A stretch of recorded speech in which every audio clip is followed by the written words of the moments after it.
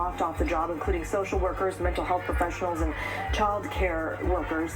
They say they've not been able to reach a deal with the county since the union contract expired last month.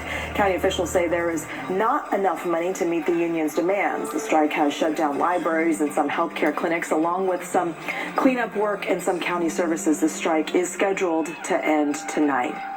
Let's take a look at Wall Street right now. The Dow Jones is down 231 points, and you can see investors are still showing some concerns about the economy, and the Dow Jones is at 40,292. We did see some gains yesterday, but it's been pretty up and down, especially ever since the tariffs were announced. President Trump in his speech in Michigan yesterday marking his first 100 days in office for a second term, and you can see investors are still reacting and still feeling a little uneasy about that this afternoon. One Bay Area company says they've had to send employees home early because there's no work. They say tariffs are partly to blame for that. Amanda Hari talked with the owner of a truck stop next to the Port of Oakland about what he is seeing firsthand. The Port of Oakland is usually filled with colorful shipping containers that line the coast.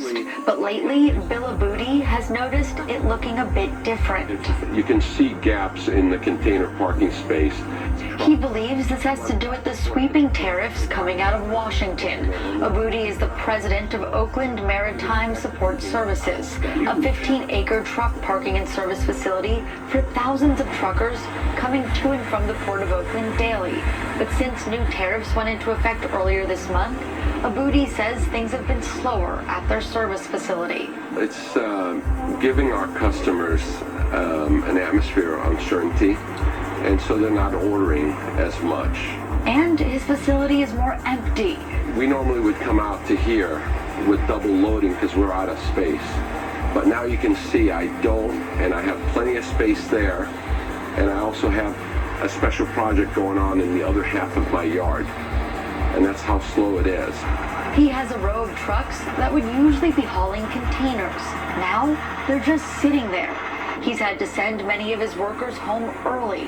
If I can't pay you, I can't keep you on the clock. So we are sending people home, and we hope that there's a return in business after this is settled. The port saw a 9% increase in imports in March, which Aboudi believes was an attempt to beat the tariffs.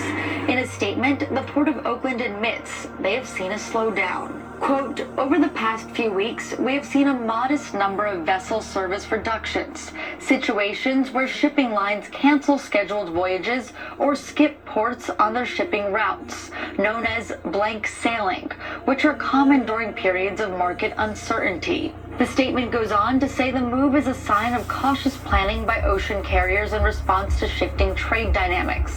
But Aboudi thinks things need to shift a different way. We're being bullied to the rest of the world, and we need to learn to play nice. He says he feels for everyone, because for now, everyone is going to be impacted. This is a chain, a logistical chain. So the longshoremen are going to feel it because there's going to be less cargo coming off those ships, so they work less hours. We're going to feel it because we pull the containers. We take them to warehouses. They're going to feel it because they don't need those warehouse people. And then the ultimate is going to be the consumer. We're going to feel it in our wallet. That dollar's not going to go far. President Trump has signed 2 orders that soften the blow for auto tariffs. For now, the 25% tariff on imported cars and auto parts will stay in place, but automakers will not face additional tariffs on imported steel and aluminum. And today,